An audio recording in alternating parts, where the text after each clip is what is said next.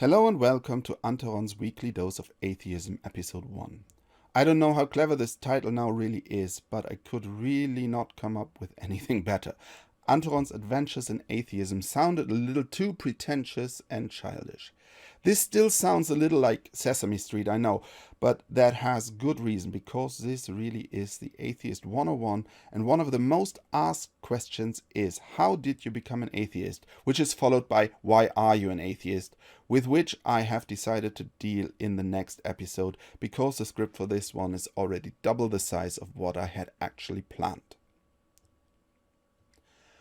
But before I actually answer the how did you become an atheist question, I have to say a few things about the underlying assumptions this question betrays.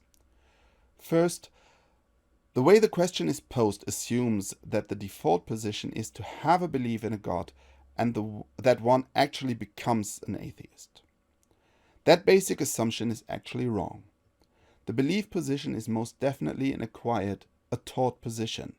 Someone who has never heard of any God, in particular the Semitic Abrahamic God of Torah, Bible and Quran, might actually, through the course of their life, somehow come up with some sort of God concept, because we simply are prone to assume agency where there is none. But it would most definitely be nothing that has anything to do with classical theism, let alone any religion we know. But even that they would come up with a God concept is actually questionable if there is actually no influence from anywhere that implants the God virus in a child's mind. So the default position I hope we can agree on is non-belief, because children simply do not have even any concept of a God before they are told about one. Careful, I am not claiming that babies are actually atheists, especially not explicitly atheistic. One can point out that the simple fact that babies or animals most likely have no concept of God and hence are implicitly atheistic, while a person who knows the God concept and has come to the reasoned conclusion that there is no justification to accept it as real is explicitly atheistic. That is a big difference. But back to the idea that religion and a belief in a particular God is taught and not inherent or innate. Evidence for that is, in my opinion, clearly visible in the retention rates of religions. The main determining factor to which religion you belong is actually where you are born and what religion your parents adhere to, nothing else. If a God belief could actually be inherent in us, would not this natural belief somehow supersede the later taught religions, and we would actually only have one religion? In my opinion, yes. Secondly, for me personally, this assumption that people become atheists later in life is actually correct, because I was born to a Roman Catholic family and to Roman Catholic parents. But for many atheists today, it is not. They were not raised in any form of belief system or religion. And that is the starting point to actually answer the question, how did you become an atheist? I was born and raised Roman Catholic in Germany, which was anything but a fundamentalistic upbringing, especially when I compare it to some of the Catholic nuts that I have encountered on Facebook over the last few years. But it went with the whole routine of Sunday Mass, communion at the age of 5, confirmation at the age of 14, youth groups and other activities in the community, etc., etc.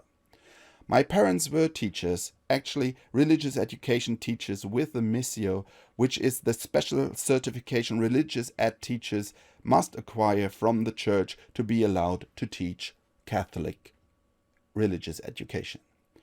So, Sunday Mass was obviously important to my parents. I remember one time, and please allow me this little side note as a Star Trek fan, when for some reason we did not go to Sunday Mass in the morning. It must have been 1979 or 80. So, there was one other possibility to go to Sunday Mass in the evening in a neighboring village. Sunday evening, 1800. That was Star Trek time. And today most people hardly remember a time when if you missed something on TV, you missed it. It was gone. Yes, it was actually the second run of the 35 episodes of the classic series that the ZDF, one of the 3 German TV stations at the time had acquired, but I did not know that at the time because I was too young to actually know that they were already shown once before. And that does not mean that they would be shown anytime again soon. So I wanted to watch, and my parents insisted because a good Catholic has to go to Mass on Sunday, and that I had to join them. I'm still a hardcore tracker, and by now I have every single episode on the best medium that is available for them. So Blu-ray for most, DVD for some, and obviously they are on Netflix. But I am not a Catholic anymore. Okay, let's get back to the original programming. Religious education was always amongst my best grades. Wonder why? Just blindly blathering on about nothing concrete is a gift, isn't it? As I mentioned before, I was active in several Catholic youth groups. Actually, I lived only 500 meters away from the church and the clubhouse, or however you want to call it, and my eldest siblings all had been down that path. With one exception, I was never an altar boy like my older brothers. But I wanted to tell you about one thing these youth groups organized every year. It was a wake that was held in the clubhouse and the church during the night from Maundy Thursday, which is a term that I actually had to look up, to Good Friday. Waking with a praying Jesus in the garden, waiting for the soldiers to come and take him. I think I participated in this wake 3 or 4 times over the years, but this one in particular I remember. It was 1986, and I was not yet 16 years old. I was sitting in the dimly lit church looking at the crucifix with the broken body of Christ on it. How he had suffered for me. And somehow I was wondering, what would I endure for him, for the salvation that he had achieved for me? If now I fantasized someone would hold a gun to my head and told me to renounce Jesus and God and the Holy Catholic Church, my whole faith, what would I do? And I swear at that point I was convinced that, and I always had a little hero complex in my fantasies, and I let you in on a little secret here, Robin, not Batman, was actually always my favorite comic book heroes. So I sat there and my little 15-year-old stupid brain was convinced that I actually would be such a stand-up guy that I would tell the gunman to go ahead and shoot me, but I would never ever renounce my belief in Jesus Christ, God, and the Holy Catholic Church. We all know how that ended, don't we? So, at 15 to 16, I was really a staunch but not necessarily strict Catholic. I did not sleep around, but I had girlfriends, and girls were obviously one of my main interests. Oh, the sinful thoughts. Which bring me to the one thing that actually started me on the road away from at least the Catholic belief system, and that was the ritual of confession.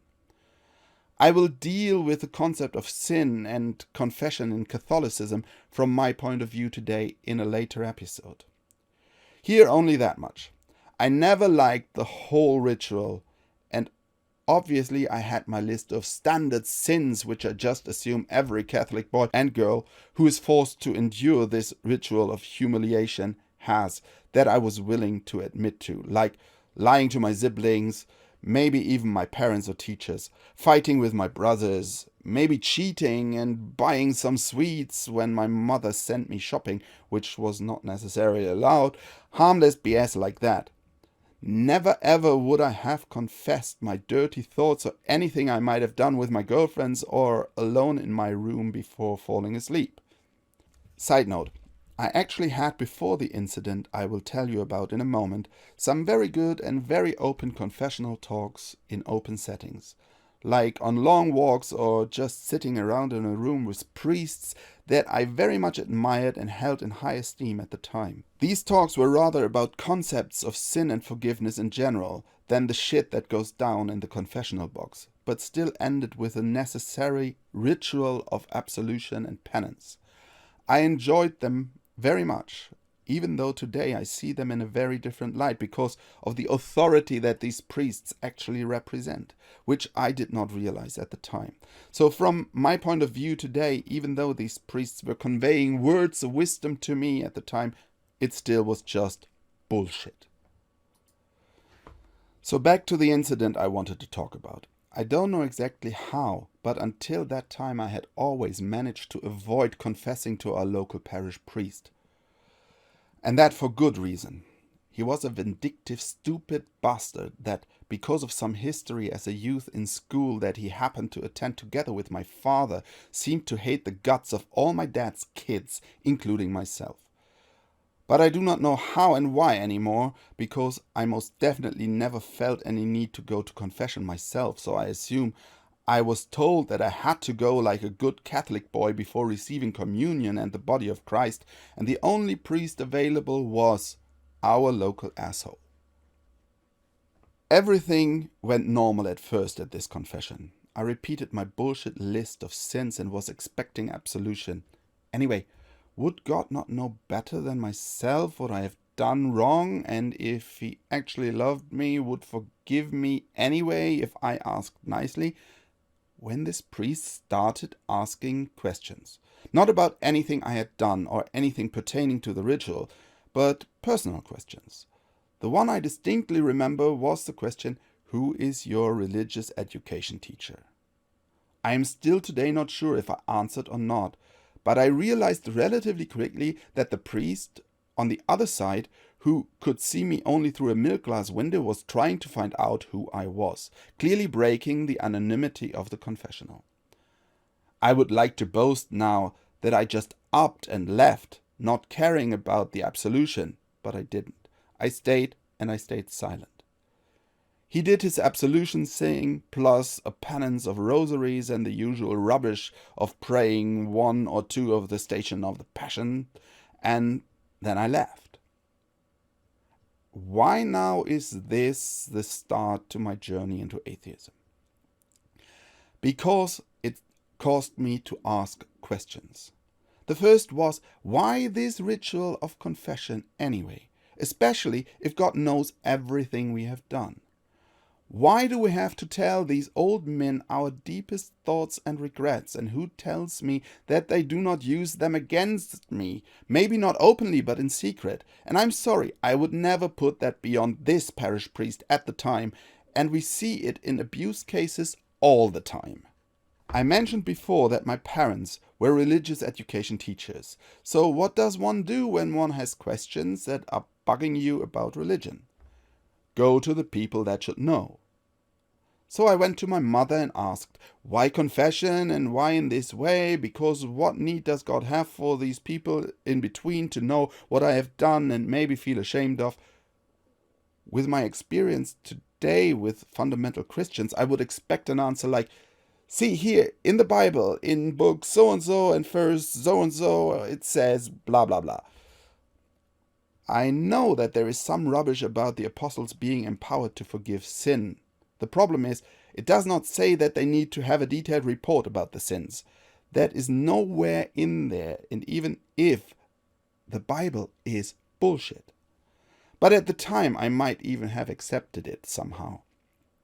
But instead of actually dealing with the question, my mother dug up some pamphlet printed by the Catholic Church, How to Prepare Your Heart and Yourself Correctly for the Reception of the Sacrament of Absolution.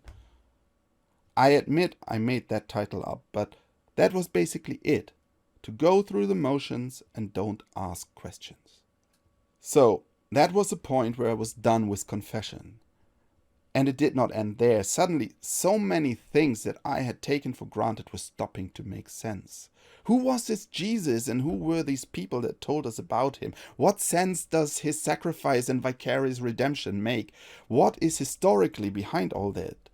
Genesis, Noah's flood, the Exodus. Even though the most outrageous stories of the Old Testament were never told to us kids as literary true or history, but if they were not, what were they? Just some horrible stories? About that time I changed schools, and at the school I now attended, one could choose to have ethics as a subject instead of religious education. so I jumped at the chance. Later in high school, I continued with philosophy instead of religious education. At that point, I more or less had said goodbye to the idea of Jesus and salvation through vicarious redemption.